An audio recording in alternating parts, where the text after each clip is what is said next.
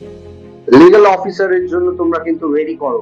সামনে আগামী ৫-৬ মাসের মধ্যে কিন্তু প্রায় 850 থেকে 900 রাষ্ট্রায়ত্ত সংস্থায় লিগ্যাল অফিসারের পোস্টিং আসতে চলেছে।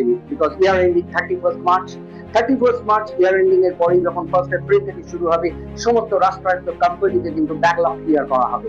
এবং ব্যাকলগ ক্লিয়ার করা হবে মানে যারা রিটায়ার করেছে সেই সমস্ত পোস্টে কিন্তু নতুন লোক দেওয়া হবে। এবং এপ্রিল থেকে জুলাই, আগস্ট, সেপ্টেম্বর এই ডিউরেশনে কিন্তু শয়ে ভ্যাকেন্সি আসবে রাষ্ট্রায়ত্ত সংস্থা এবং যেগুলো নবরাত্র সংস্থা, যেরকম আমরা আগেও দিয়েছি আমাদের ইউটিউবে। সেই জন্য এখন থেকে যদি তুমি লিগ্যাল অফিসারের জন্য নিজেকে রেডি না করো, ইউপিএসসির জন্য নিজেকে রেডি না করো, তাহলে কিন্তু যখন বেরোবে নোটিফিকেশন গুলো সেই সময় যদি তুমি পড়া শুরু করো, তুমি কিন্তু পারবে না, বাকিরা তোমার থেকে অনেকটা এগিয়ে থাকবে।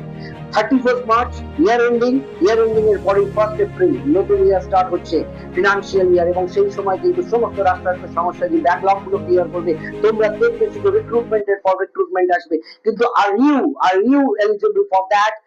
Do you believe that you can compete and you can complete and you can crack that exam? So for this, you start now your preparation with us and you make the difference from others. So you can get the mileage far away from the other competitors. So this is the route way, this is the the study strategy. If you take, you will get the advantage. তো legal অফিসারের সাথে সাথে তোমরা কিন্তু জুডিশিয়ালের জন্য, সারা ভারতবর্ষের সমস্ত জুডিশিয়ালের জন্য নিজেকে রেডি করতে পারো।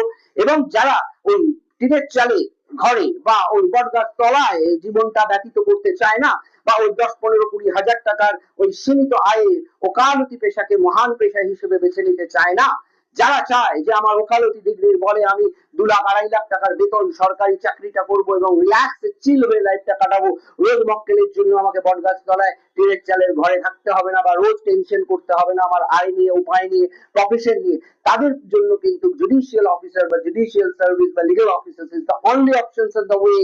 দেয়ার is no default others options.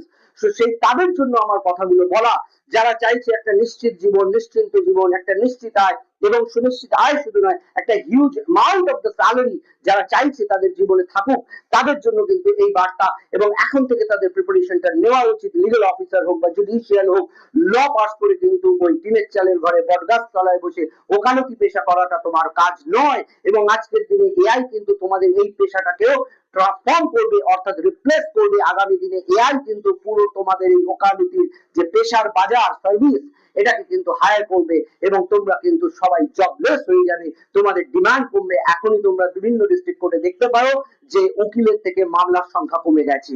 তো সেই জন্য keep the balance, make yourself, make the difference. Thank you.